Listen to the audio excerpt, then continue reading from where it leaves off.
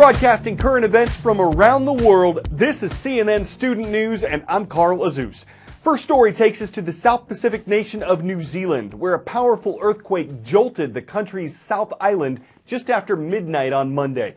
A little more than 1 million people live in the South Island, and though earthquakes are common in New Zealand, they're not usually this powerful. This was a magnitude 7.8 quake, a major one, capable of causing significant damage. Its epicenter was about 30 miles northeast of the city of Christchurch, home to 340,000 people, but the quake was estimated to have hit about 14 miles deep, and the buffer between the quake itself and the Earth's surface might have kept things from being worse. New Zealand's building code aims to make structures strong enough to get through tremors, but especially in an island nation, the quake itself is only part of the problem. You're hearing tsunami sirens, urgent warnings telling people who lived anywhere near the coast to get to high ground. Waves that were 8 feet higher than the country's usual tide levels were reported early on. A local meteorologist said it was the highest tsunami the country had seen in 38 years. By Monday morning, the threat had eased, and people in high-risk areas were told they could go back home. Still, there were a number of aftershocks, some strong enough to cause further damage. The nation's prime minister said at least 2 people had been killed, but more deaths were feared. New Zealand is located on the Pacific Ocean's Ring of Fire, a horseshoe-shaped belt where a lot of the Earth's volcanic and earthquake activity takes place. For the struggling economy of Egypt, aid is on the way in the form of a $12 billion loan from the International Monetary Fund. The IMF is an organization of 189 countries. It aims to stabilize global economies, and it gives loans to member countries that need it. Egypt is one of those countries. Since the so-called Arab Spring led to the overthrow of its leader in 2011, Egypt's economy has been on a slide. Political struggles and terrorist attacks have hurt Egypt's tourism and foreign investment, and the IMF loan can help. But in order to get it, Egypt's government had to create a sales tax. It had to stop giving financial aid to help Egyptians pay for electricity. It had to raise the price of gasoline, and it had to float its currency, allowing the value of the Egyptian pound to change based on supply and demand. Taking these steps helped Egypt secure the loan it needed from the IMF, but the consequences are hurting ordinary Egyptians. The pinch felt hardest at the market. Food prices increased by as much as 50%. Overnight, the Egyptian pound lost half its value against the dollar. The central bank floated the currency earlier this month. I have 4 kids. I can't provide for them. Egyptian money is worthless. This 200-pound note has become essentially 20, says this street vendor. The increase in fuel prices pushed everything up, says this fruit vendor. Transportation from the market has doubled, so we increased our prices too. Now, whoever used to buy 2 kilograms buys 1 kilo. The price at the pump rose 40% as the government cut subsidies. Another hit came last week when Saudi Arabia's Aramco suspended a $23 billion deal, stopping a monthly delivery of 700,000 tons of refined oil products for 5 years. No reason was given. The average Egyptian made the equivalent of roughly $140 a month before the difficult but necessary devaluation. Now it's about $70, putting them barely above the poverty line. Making things worse, there's a drug shortage. This factory produces crucial heart disease medication and antibiotics. Its marketing director says they're struggling to keep up with demand because the government sets prices at the pharmacies artificially low, adding they only have enough raw materials for 3 to 4 months. More than 5,000 firefighters and other workers who help them are trying to get a handle on dozens of forest fires in Appalachia. Tens of thousands of acres have been scorched. Dozens of aircraft are assisting in the fight. An entire town in North Carolina had to be evacuated, and a wilderness area of northeast Georgia has been burning for almost a month. While some of these fires are being investigated, they might have been caused by arson.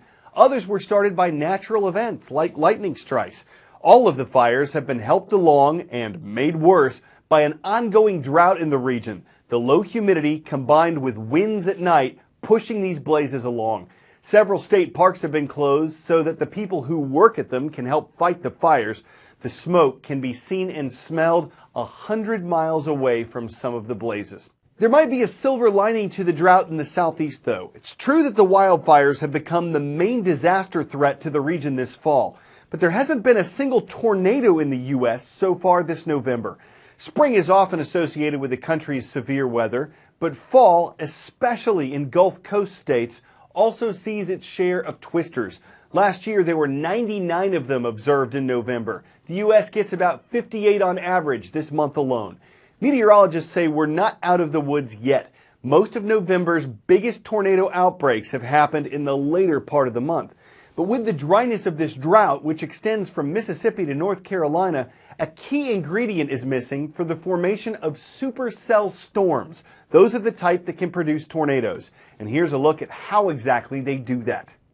All you need for a tornado really to form are thunderstorms and a jet stream. That jet stream's aloft, it makes the energy. If you have moisture at the surface, dry air, cold air pushing that moisture up, you can get a tornado to form in any state. Those days where all the ingredients combined, you get the humidity, you get the dry air, you get the jet stream, you get upper energy in the jet stream, you get winds turning as you go aloft. The higher you go, the winds actually change direction.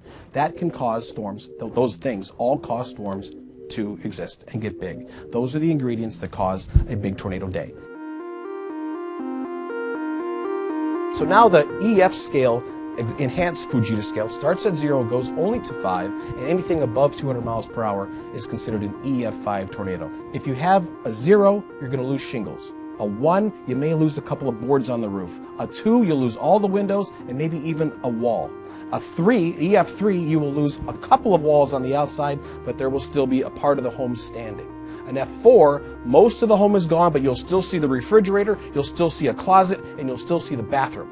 An EF5, you cannot find the house. It's completely gone. We don't know how big that Fujita scale will be, how big that tornado will be, literally until after we look at the damage.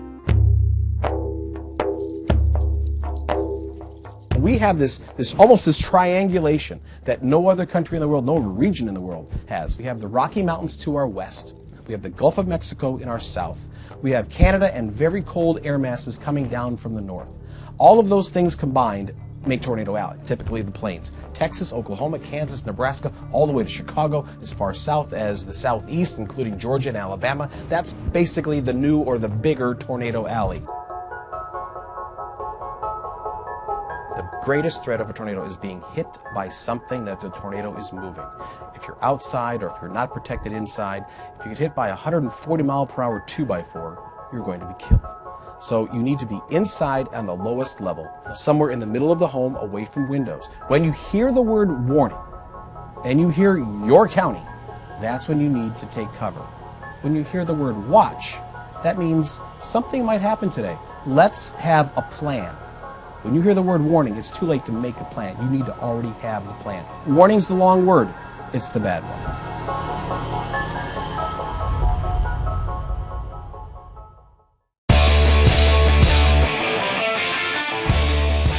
Anyone know the plural of mongoose? Because this is it. About 20 mongooses or mongeese recently disrupted a round of the European tour in Sun City, South Africa. They still respected golf etiquette, though, leaving the ball alone on the green. Didn't move it a bit. Despite the interruption, the animals didn't cause any problems. Play continued right after they left. A baboon, an apparent caiman, and a 6-foot python have disrupted other golf events. So in light of all that, mongooses seem pretty tame. They're obviously part of the club. Their ground game is good compared to eagles and birdies, and they're great at driving snakes away, though golfers looking to iron out the wrinkles of their game might say that mongoose on the course are just not ferret. For CNN Student News, I'm Carl Agus.